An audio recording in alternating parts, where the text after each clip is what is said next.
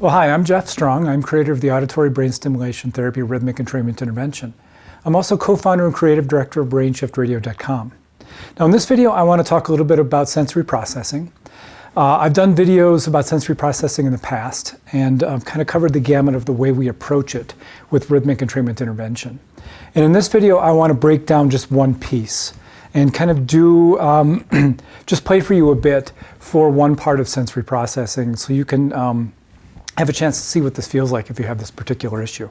So there are three types of sensory processing issues. One is hypersensitivity.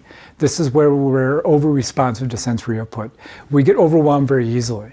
The second is hyposensitivity. This is where it takes a lot of sensory input for us to really get that it's there. We're under-responsive. And then there's discrimination. Discrimination is where we may be receiving the input, we may be perceiving that there's some sensory input that we're getting, but we can't really discern very well what it is. So for instance, we may not be able to notice the difference texturally between a rough surface and a smooth surface. We may not be able to tell the weight of an object, for instance. We may hear somebody talk and not really understand everything that the person is saying. Words are missing. The meaning is missing. This is all part of sensory discrimination. And in this video, rather than talk forever about how we approach things, I just want to play for you. I'm going to play for you what we would do with helping with auditory.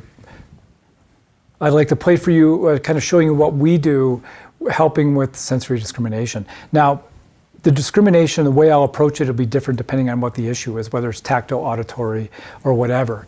But this gives you kind of an idea what it is. Basically, the way it starts with a custom program is, the custom program is custom made, and we make 12 recordings over a period of time. Each recording builds on the last one.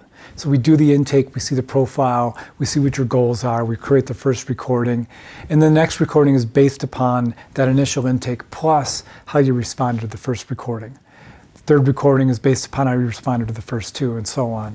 And what we're doing is we're teaching your brain how to make a change. It's basically exercise for the brain, and we're leading you down a path to make your brain more responsive and stronger. So when I'm doing a program for discrimination, I'm going to start off really getting the brain into a relaxed neurological state, which is the starting point of all of our custom programs. We bring the brain into a 8 beat per second, low end of the alpha state of consciousness. This is where we're neurologically calm and also where we're receptive, especially with sensory input. This is where sensory processing was really optimized. So we're going to help you get into this state so that you can be in a resourceful state to be able to now do the work that we're going to do with progressive stimulation.